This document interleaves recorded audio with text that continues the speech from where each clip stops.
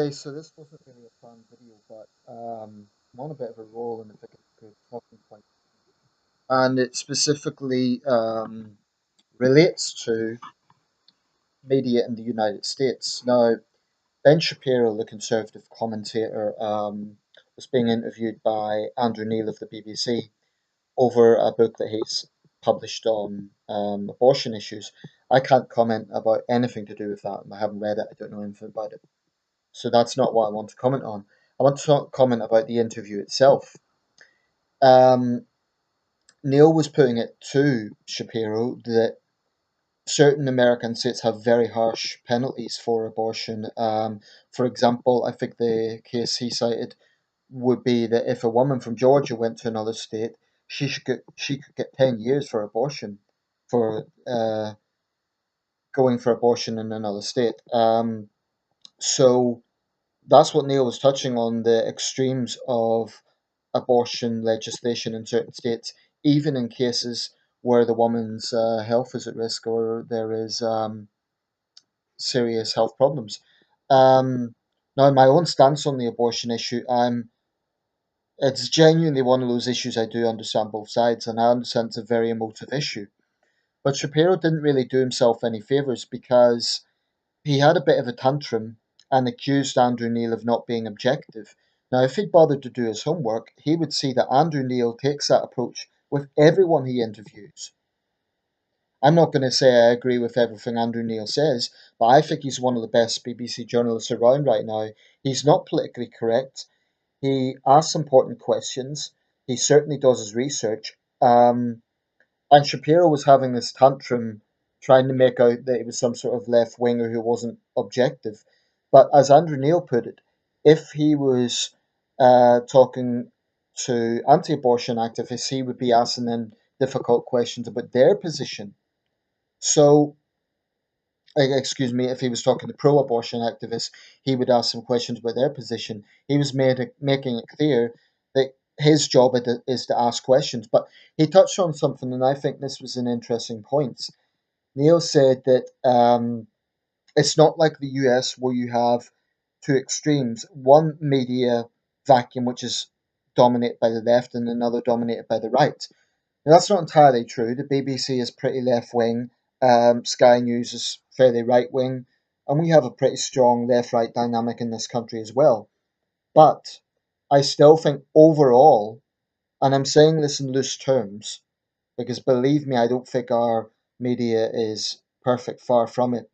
But I do think we're marginally more progressive than the United States on the grounds that, at least in the UK, there is media watchdogs to hold the media to account.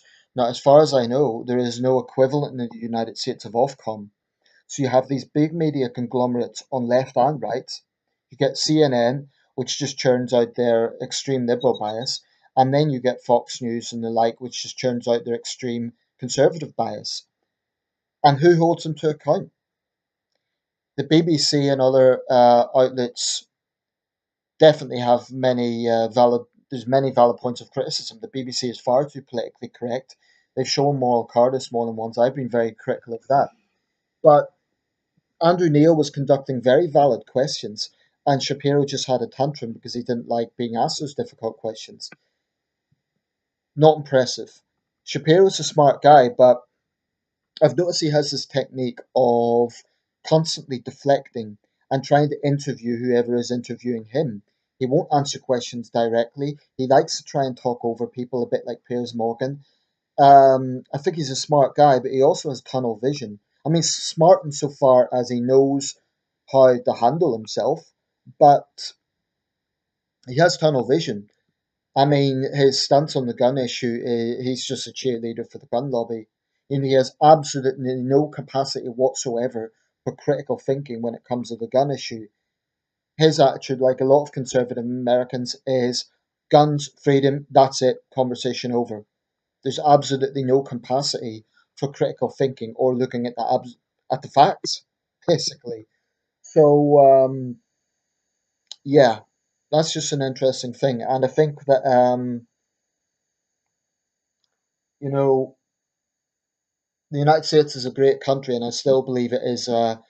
in many ways a standard bearer of human liberty, but the media on both sides is out of control over there. We're not much better in the UK, but I would say we're marginally better, just marginally.